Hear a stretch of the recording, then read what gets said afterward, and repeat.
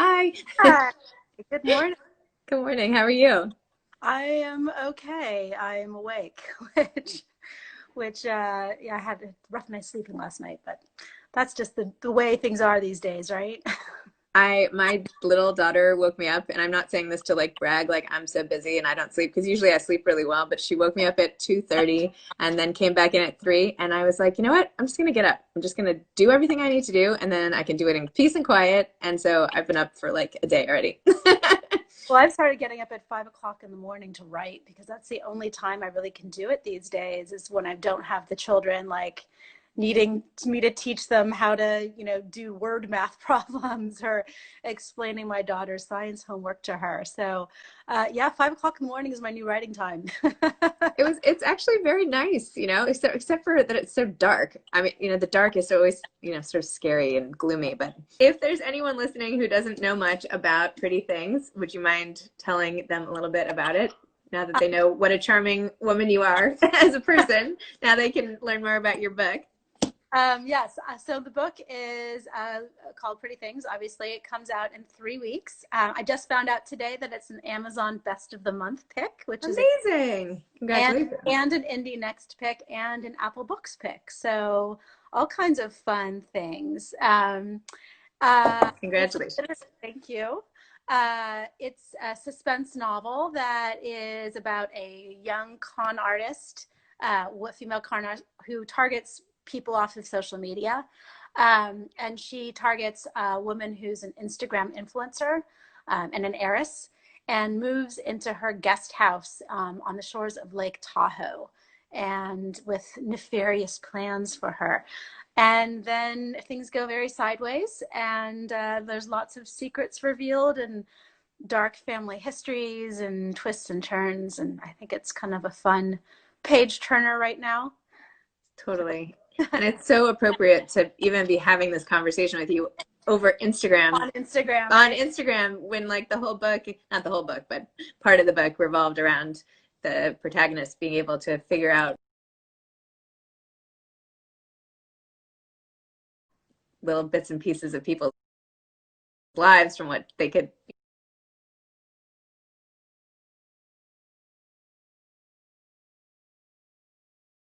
find from Instagram. And I told you last time, now I'm like totally paranoid about anything. Not that there's really anything I have here, but but just like anything of value that I hold dear that I would accidentally put in an Instagram post. Yeah, don't flash your bling, right? Yeah, I have rest of it, right? um, when you think about your own Instagram, right? Like, what are you gonna like? What do you think about like if you're posting today? What goes through your mind when you post? God, the thing that's hard right now about posting is I feel like, I'm in a weird place where I've got a book coming out in a couple weeks. And so I, of course, feel the need to like talk about my book and self promote and do all that, which feels a little discordant or discordant, not discordant, discordant in this time. You're like, oh, people are dying. Here's my book. But at the same time, people need books right now. People need comfort and things that make them happy and a community, right? So I'm posting about that. I'm posting about books I'm reading. And then I'm kind of posting about what I'm doing on a day-to-day basis, which seems to be a lot of cooking and cocktails. And cocktails. But a long time ago, I started a second private Instagram account for my family. So that's where I put almost all of my pictures of my kids and my deeply personal things. Because as I was working on this book, I was like, you know what? I need to practice what I'm preaching here and think about like what I'm showing the world. I know you and I talked a little bit in our interview about like when I was stalked years ago, and maybe I'll leave that for the longer interview. But yeah, you don't know who's watching, and I want to be a little bit more careful about what I show. So I am, but I always admire those people who have like deeply personal Instagram accounts where they're kind of putting their whole lives out there. Um, and like Danny Shapiro that's what she does. She's a memoirist.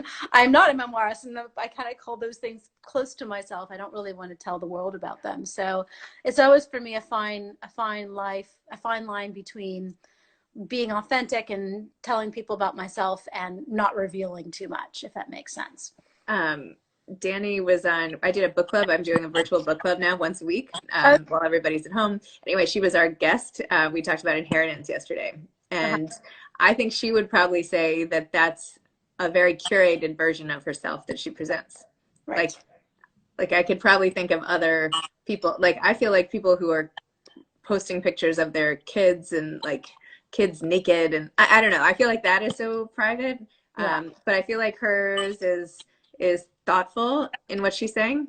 Yeah. As opposed to like, do you know what I mean? I don't know. Yeah. But I know, I get your point. I get your point. Like, yeah. There's different levels. I mean, there's different levels. Yes. Thank you. From the people who are like putting it all out there, from literally like naked selfies, all the way through to like people who extremely curated, and there's different levels of authenticity. And then there's also like the authenticity that isn't actually authenticity, which is kind of what I go into in Pretty Things. Is this woman's an Instagram influencer, and she's supposedly showing people her world and her life, and you know, in private she's depressed and bipolar, and her father's died, and she's like going down a rabbit hole. But that's not the world that she's putting out on Instagram, which and so it's very, she talks a lot about how it's very easy to judge someone based on what you see on their Instagram feed, but that may not be what they really are. Right. Totally. I don't know if you followed Jill Kargman. Jill Kargman, who is like an author, but also an actress, and she did the show Odd Mom Out on Bravo. Oh yeah. Anyway, so she actually now on Instagram has like made up a new character called, I think, like Danzella or something, where she sort of mocks Upper East Side moms who like can't go to Soul Cycle and all the things. And so she's actually, it's interesting because she's like using the box of Instagram as like a movie theater for like a makeshift show. I don't know. It's very creative, as she is. So I don't know. I'll have to check that out. Yeah, check it out. Anyway. Well, Janelle, thank you for coming on Moms Don't Have Time to Read Books, the Instagram show, and for your great book. And I don't know, hopefully we'll see each other in LA sometime. And I feel like we probably have friends in common. I feel like we speak the same language. So anyway. I mean, LA is a very small city in a lot of ways. It's a big city, but it's a small town. So although you live on the west side, I live on the east side, and those are actually almost two different cities entirely. That's true. That's like, it might as well be New York and Connecticut. But say hello to Stephanie. All right. Because she and I are friends. We actually share an office together. No way. Yeah. Speaking of small worlds, I started a collective writers workspace in Silver Lake about 8 years ago, and we have about 25 writers who share this office together. And she's one of my office mates, but we sadly she's waving to you. Hi. I miss you. I miss going into the office. Anyway, so speaking of small towns, that's there you go. Case in point. Now she's sending you 3 blue hearts. So I'll take you off, and then she can keep talking to you on my thing with her. Okay. All right, bye. Take care.